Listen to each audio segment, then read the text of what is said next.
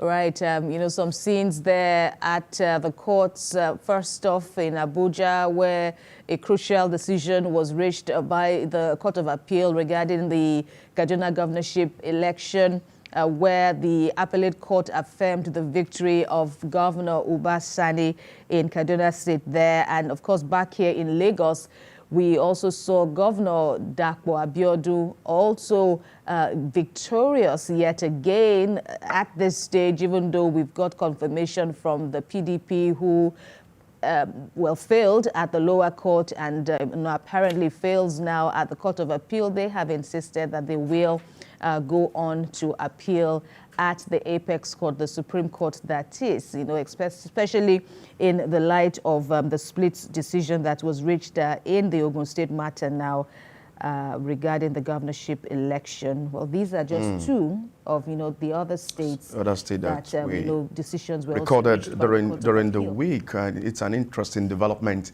that we're seeing in the polity at this time. When Nigerians went to the ballot on March 18th to get the governor of their state. But we're seeing that the courts are now making decision of who becomes the authentic governor of each state. We saw the development in Akwa Ibom, Cross River, Delta, Ogun, and Ebonyi State. About 6 of it now coming this week alone. This week alone. When you look at the party lines, the PDP has about 3, APC 3. So interesting development. But when judgment favors you, Nigerians, we have this word to say that it's a victory for democracy. But when it's not in your favor, it's a miscarriage of justice. So we are seeing interesting developments in the polity at this time. Let me let you know that as at September this year, we have about 7 senators and 23 members of the House of Representatives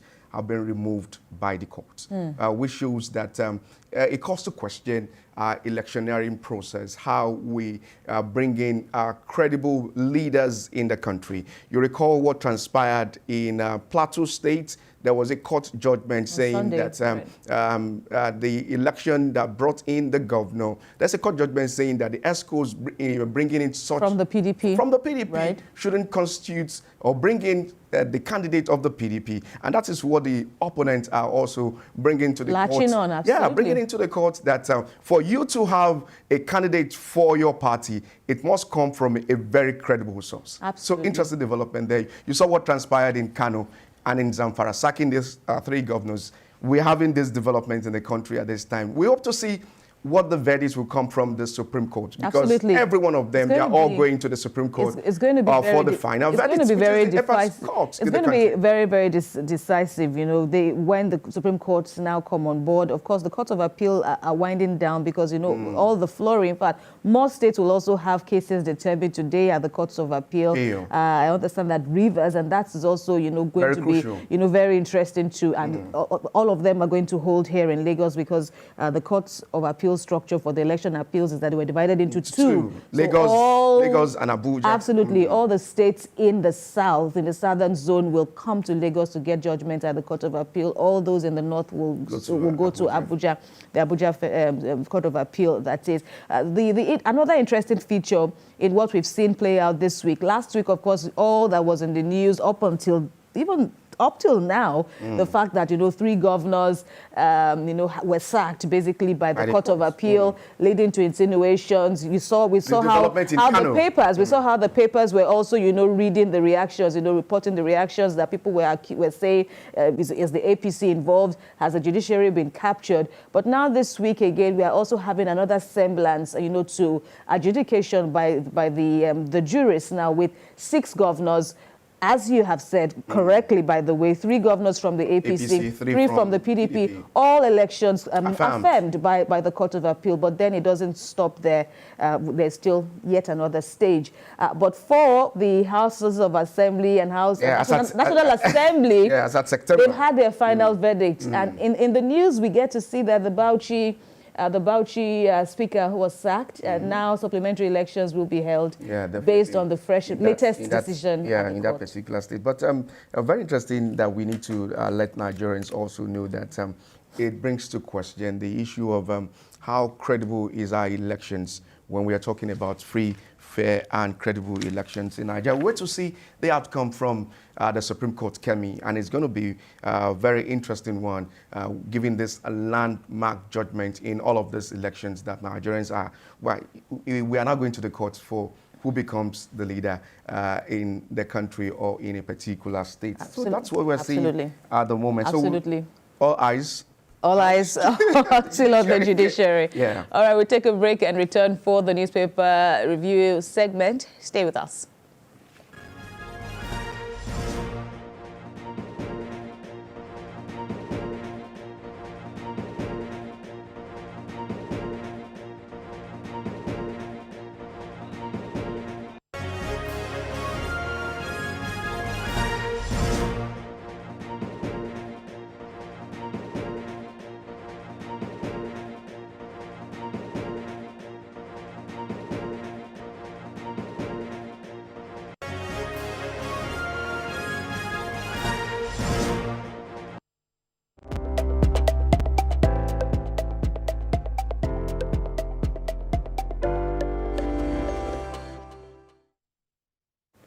Thank you very much for staying with us. Let's check out what the front pages of major Nigerian newspapers are saying this morning, starting off with Saturday Punch.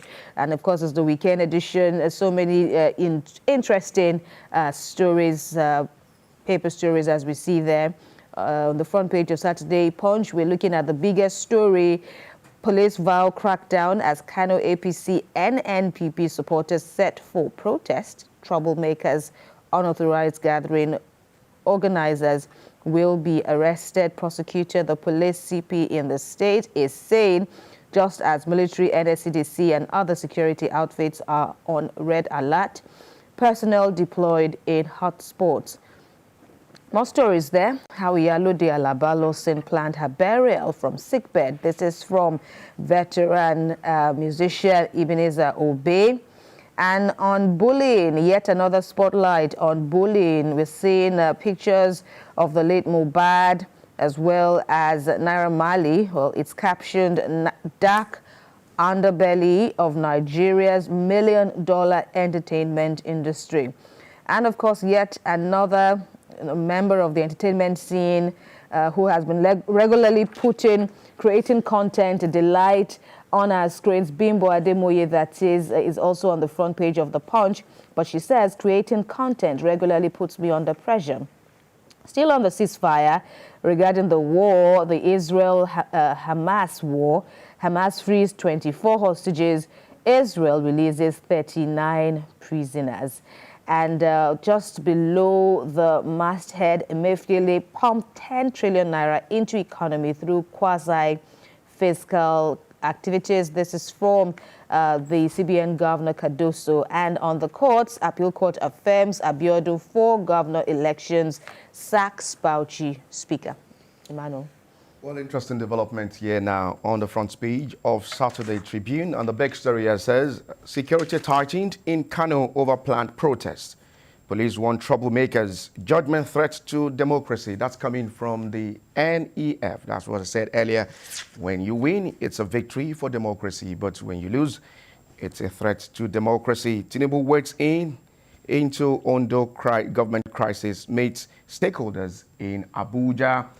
Kuka laments involvement of judges, priests in politics. Page 26 there of Saturday Tribune.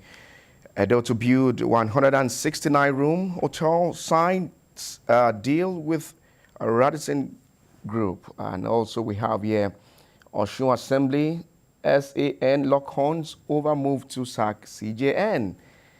All right, so lawmakers submit probe report to Governor Adeleke. Nigerians groan as prices of rice, beans, onions, tomatoes hit the roof. Kemi, very interesting one here. 5 governors win at appeal courts. I won't run against Tinubu in 2027. Weaker there, talking. Over to you. Next is the Saturday Times. The big story there is captioned alleged arms deal, 220 million bribe, I should say, with the DSS going on to arrest customs Comptroller. Now, this is a development that occurred regarding an operation in Kaduna State in October. You can get details there from the Saturday Times. Omoumi Ajiboye, popular actress there, saying the truth about my romance with MC Oluomo. Yoruba Council of Elders bemoans deaths by suicide, Hungary calls it. And just above the masthead, male Nollywood producers also suffer sexual harassment. That's a revelation from one of their own, Dozie Ebu. 53-year-old IDP man rapes mentally challenged minor in Adamawa State. And still talking about sexual violence or violence against minors, as well as all other vulnerable persons. We are seeing another report there on Saturday Times. Domestic violence wears new looks with rising number of male victims. Apparently, more male victims are speaking out as against the culture of silence. Very interesting. There, Kemi, we'll move on now to the front page of Saturday Independent. Why police officers are averse to retirement. Not retiring is an offense. Activists speaking. Remove MPF from PENCOM like other forces. Retired officer there talking. There is a need for total system overhaul. PSC there, page 8 there of Saturday Independent. Delta governorship will proceed to Supreme Court verdict. A redemption deferred. That's Omar Agege. Margin at which governor beat opponent too wide to upturn. PDP there talking. 2027 presidential election. I will not contest against Tinubu, Wike declares.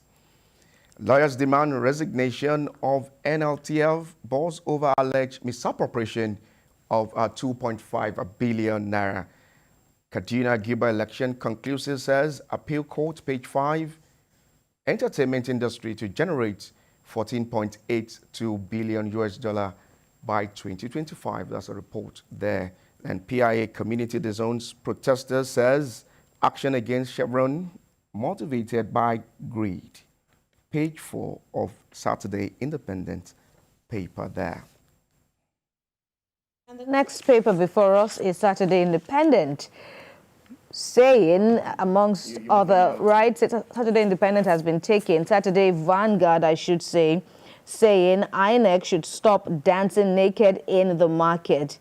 The appeal court there, yet another revelation with the sack of the Bauchi speaker. Now there's a quote, INEC should be reminded of its role in an election to be an unbiased umpire between parties. It should stop behaving irresponsibly. Of course, we were saying earlier on that there will be a supplementary election regarding the speakership tussle now with the Bauchi speaker now, saying he has nothing to fear. He will go on to take part in that supplementary election. Naira depreciation, CBN will introduce new forex laws guidelines. This from the Apex Bank chief, Cardoso, going on to direct banks to increase capital base and saying that CBN will further tighten money supply to curtail inflation. And there's some talking points there on how politicians win elections in Nigeria. By this position has been, shared by eminent personalities, including Father Kuka, Bishop Kuka, I should say, Hodalo, Amadi, and of course an election observer, Itodo there. I can't run against Tinubu in 2027. We've been seeing that reflecting in the paper so far. Wike is saying. He also speaks on Fubara. An appeal court affirms election of 6 governors, Nasiru of Idris, of Kebbi State, Sani of Kaduna, as well as, other states there. Tinubu to APC remain servants of the people. Emmanuel. We move on now to the front page of the Guardian newspaper, and the big story here says President Tinubu stakeholders agree on doctrine of necessity to oust Akeredolu, and Ondo lawmakers set to reclaim Ayedatiwa. Acting governor's wife, son, prevented from meeting. and no ESCO meeting was held since governor's resumption on September the 7th. Vote of confidence on Akeredolu is an exercise in futility, and lawyers petition NJC demand investigation over Kano Guba appeal judgment. Page 3 there of the Guardian newspaper. Ganduje Palace, Jonathan Woos Wike to join APC. Page 3 there of the Guardian newspaper. CBN considers raising commercial banks capitalization. Page 2. And a day with beggars, a day out with beggars, their pains, their tricks. And Rashida A. Walker, you break gender barriers by being consistent, professionals, and having integrity. Very interesting stories on the front page of the Guardian newspaper. And finally is the Leadership Weekend newspaper. Of course, we are seeing more prominence to the position by FCT Minister Nyesom Wike, saying he will not contest against President Tinubu in 2027. He had an interesting discussion yesterday, and of course there were so many talking points, and we see some of that reflecting now. The FCT minister also goes on reportedly to accuse Fubara of disorganizing political structure in Rivers State. He also asks landowners in the FCT to pay for recertification. There's a picture story there further speaking on the release of hostages. It's saying the hostages released by Hamas in an ambulance en route to Israel. This occurred yesterday. Of course, we also see that there was a replication by the Israeli nation. Ayedatiwa may emerge acting governor as Tinubu meets Ondo lawmakers. That's in a fallout in the intervention by the president regarding the crisis that they are trying to evade in Ondo State. CBN to increase capital base of commercial banks, and IGP, they're saying we need to double police manpower. That is also a recurring issue. And Northern elders express concern over nation's judiciary. So check out all of these stories there, the front pages of the newspaper. So much to feed on in terms of getting needed information, that is.